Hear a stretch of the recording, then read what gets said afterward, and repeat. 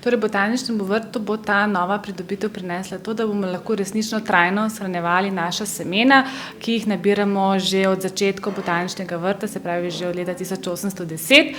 Do sedaj smo semena shranjevali predvsem kot suhe, v vrečkah, v naši že delni semenski banki, vendar seveda, ker pri določenih pogojih lahko kalivost semen upada, je bolje semena shranjevati kar se da trajno, pri čemer je nekakšen protokol in standard shranjevanja semen v hladilnikih, v zamrzovalnikih. No, in ti novi prostori z opremo, seveda s temi zamrzovalniki, bodo torej prinesli res dodatno pridobitev, predvsem podaljšali trajnost shranjevanja naših semen, pa seveda večja možnost in več prostora bo za samo shranjevanje semen. Torej, lahko govorimo kar o 50 letih, pomeni nekakšno dolgotrajno shranjevanje določenih semenskih vrst. Seveda preveriti je težko, kajti hladilniki še niso tako dolgo v uporabi ali pa tekoči dušik. No, vsekakor za naše raziskave bo to toliko pomembno, ker se botanični vrt predvsem ukvarja z varovanjem avtohtonih rastlinskih vrst v Sloveniji in tudi predvsem tistih, ki so na seznamu ogroženih rastlinskih vrst. In če je nek genetski material v obliki semen vedno prisoten in kvaliteten pri seveda primernem dobrem shranjevanju, potem lahko tudi vzgojimo nove rastline za potrebe, če slučajno kakšna rastlina v naravi izumre ali grozi izumrtve. Pri takem kvalitetnem semenskem materialu lahko vzgojimo novo in jo reintroduciramo na originalna nahajališča. Takšen projekt je seveda projekt z vrsto Fleischmannovim rebrincem. Fleischmannov rebrinec je endemična rastlinska vrsta in pa v naravi je pravzaprav že ima status izumrle rastlinske vrste.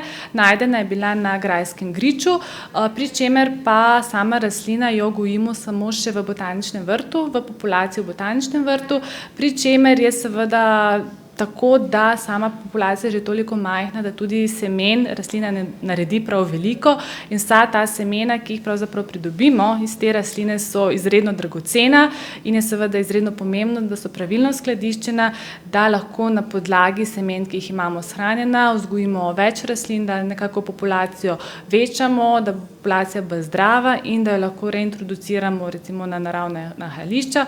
Lahko rečem, da smo na nek način že, kajti nekaj primerkov te rastline že raste na dvorišču Grajskega griča in kar dobro uspevajo.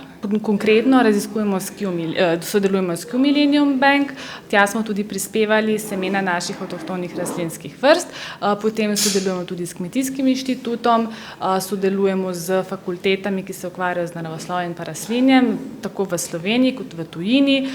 Semena smo pošiljali že tudi za različne raziskave v Ameriko, v Anglijo, tako da na nas se seveda obračajo različne institucije, pa tako, ker smo pač v zvezi BGCI, potem tudi celotna zveza, če gre za kakršnokoli povpraševanje semen, dobimo povpraševanje tudi mi in pač ta semena, ki jih nekdo želi, pošljemo seveda za raziskave. Semenska banka je pravzaprav banka, kjer hranimo semena različnih rastlinskih vrst, pri čemer je pomembno vsaj za vsako semensko banko v določenem območju, da hrani semena avtohtonih rastlinskih vrst. Tako počnemo tudi mi v botaničnem vrtu, hranimo semena rastlinskih vrst, ki rastejo v Sloveniji, je naša prioriteta.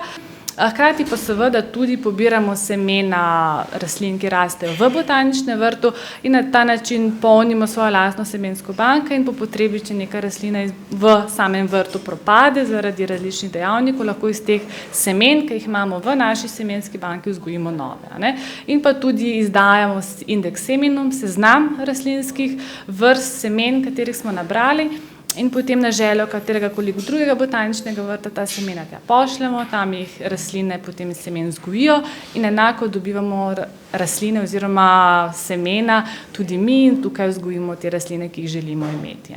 Hkrati pa semena predstavljajo genetski material z, bom rekla, znanim poreklom za različne raziskave inštitucijam širom po svetu ali pa doma.